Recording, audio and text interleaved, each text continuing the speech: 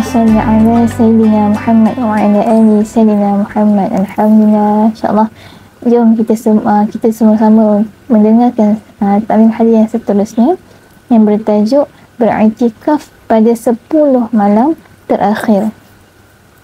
Okey, hadis yang agak panjang juga. Kita dengarkan sama-sama insya-Allah. An Aisyah radhiyallahu anha qalat kana an-nabiy sallallahu alaihi wasallam ya'takifu fil 'ashr al-awakhir min Ramadan. Fakuntu adribu lahu khiba'an fayusalli as-subha thumma yadkhulu. Fasta'dhanat Hafsah Aisyah an tadrib khiba'an فأذنت لها فضربت خباء فلما رأته زينب ابنة جحش ضربت خباء آخر فلما أصبح النبي صلى الله عليه وسلم رأى الأخبية فقال ما هذا فأخبر فقال النبي صلى الله عليه وسلم البر ترون بهن فترك الاعتكاف ذلك شهر ثم اعتكف 10 min Syawal. Maksudnya daripada Aisyah radhiyallahu anhu dia berkata Nabi sallallahu alaihi wasallam beriktikaf pada 10 hari terakhir dari bulan Ramadan dan aku yakni Aisyah membuatkan khemah kecil dari tirai kain khusus untuk baginda. Dan setiap kali selesai solat subuh baginda akan masuk ke dalam tirai kecil tersebut.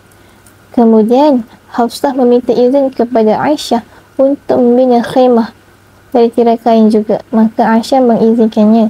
Lalu Hafsah membuatnya. Ketika Zainab binti Jahsh melihatnya dan dia pun membuat khemah kecil yang lain untuk dirinya. Pada pagi harinya Nabi SAW melihat khemah-khemah kecil dari kain tirai tersebut lalu bertanya, apa ini semua? Lalu baginda dimaklumkan mengenai perkara itu, maka Nabi SAW bersabda, apakah kamu semua melihat ada kebaikan padanya? Ini dengan membuat khemah-khemah kecil tirai kecil ini. Akhirnya baginda meninggalkan i'tikaf pada bulan itu, lalu baginda beriktikaf 10 hari pada bulan Syawal. Ini hadis Sahih Bukhari. Okey. Hadis ini menjelaskan tentang keadaan Nabi SAW menyediakan satu ruang khas buat dirinya di dalam masjid untuk melakukan i'tikaf. Menurut riwayat lain, Sayyidah Aisyah menyediakan buat baginda Nabi sebuah khemah kecil dari tirai kain ataupun dibuat dari kulit haiwan supaya baginda duduk dalamnya untuk beriktikaf. Bagi orang Arab, biasa situasi ini adalah biasa, yang mana sebahagian masjid akan mendirikan tirai-tirai kecil di ruang belakang masjid untuk mereka beriktikaf di dalamnya. Okey. Dalam hadis ini Aisyah menggunakan istilah khaba, iaitu khemah kecil yang dibuat daripada kain.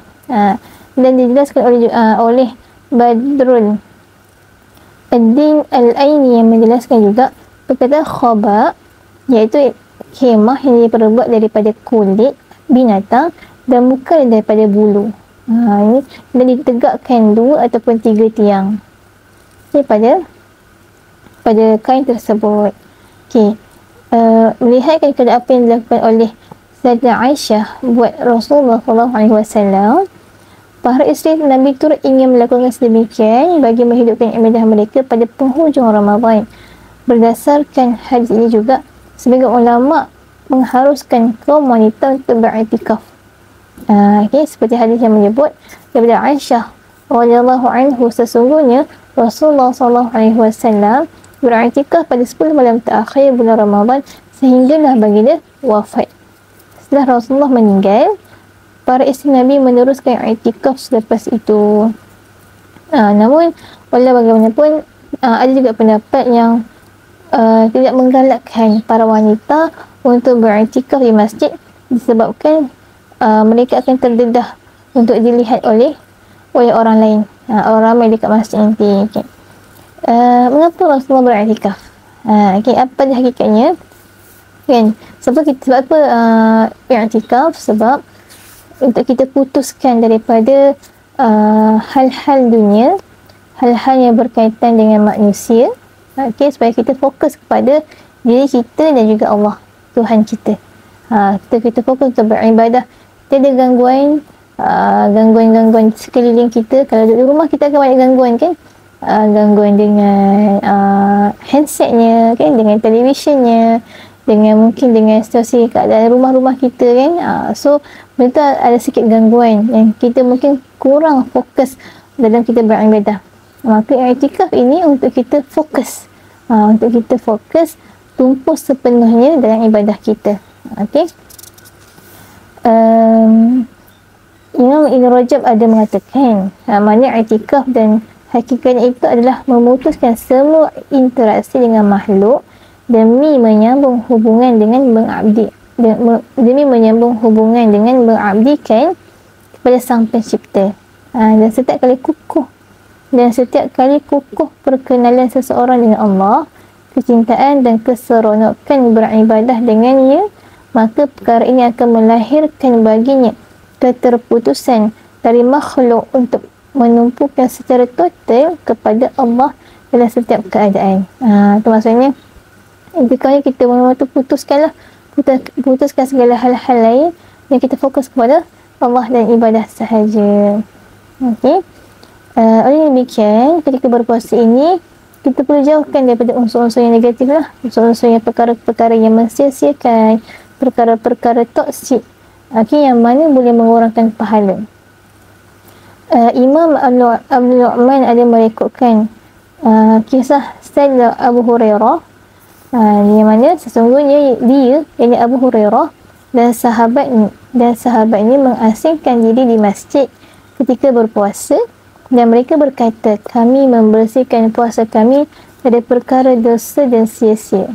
Oleh demikian, kita perlu cuba untuk mengamalkan ataupun melakukan iktikaf ini, supaya apa? Kita boleh meninggalkan segala perkara-perkara yang boleh mensia-siakan, yang boleh melalaikan kita. Antaranya apa?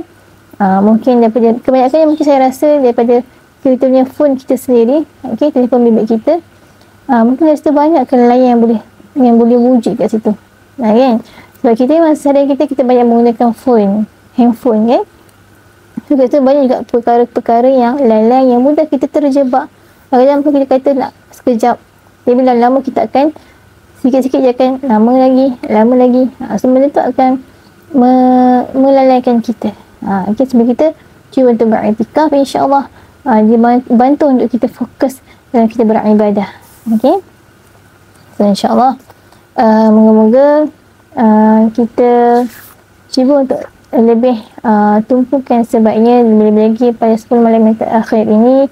Okey, bagi lelaki sangat digalakkan, sangat dianjurkan untuk beriktikaf di masjid. Bagi perempuan minta keizinan, kalau dibenarkan silakan. Okey, kalau tidak boleh juga kita beribadah di rumah.